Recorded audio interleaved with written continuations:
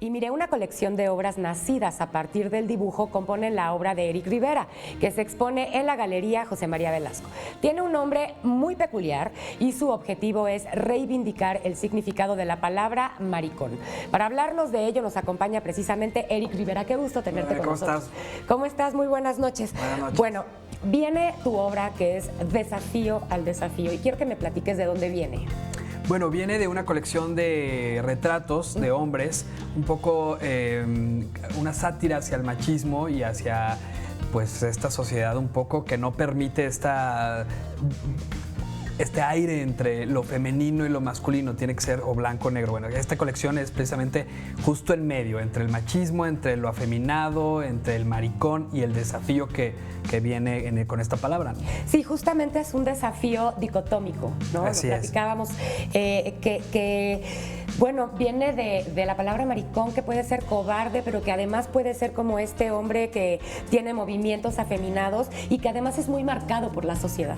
Es que es muy diferente, o sea, no necesariamente viene junto, Exacto. ¿no? Un poco la sentencia de la exposición o la premisa de la exposición es ¿quién es más maricón? Si el que es maricón o el que le teme al maricón, ¿no? Entonces ya te enredas ahí en una.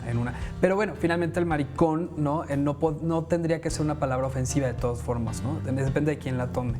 Exacto. Con esta exposición, ¿qué es lo que quieres dar al público? Precisamente eso, un poco neutralizar la palabra, ¿no? Empoderar a la gente que puede sentirse discriminada porque le llaman maricón, ¿no? Que empodere la palabra, neutralizarla y también ofrecer una visión, ¿no? Con estos ojos un poco más allá, ¿no? De lo que las palabras significan o pueden significar.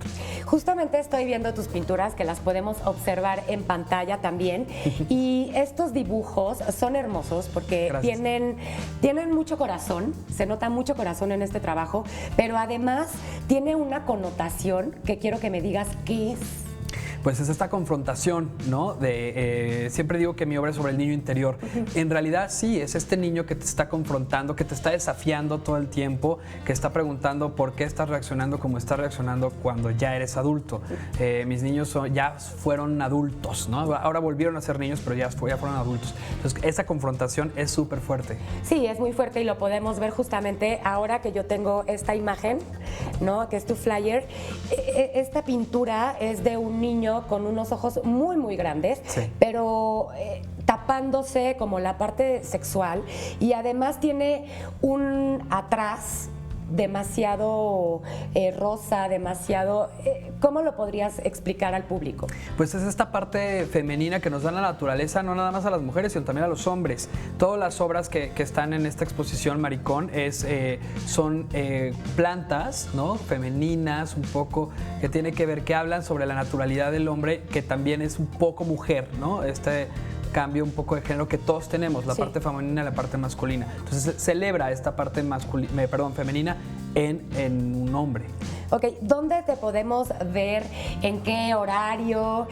O sea, ¿cómo podemos apreciar tu obra? Porque de verdad yo estoy fascinada. Bueno, pues es muy fácil. Estamos presentando precisamente Maricón, 10 piezas en óleo en la Galería José María Velasco, en Peralvillo 55, en la Colonia Morelos, en Tepito, muy cerquita. Entonces va a estar abierto, creo que el único día que cierran es el lunes, de ahí en fuera martes a domingo.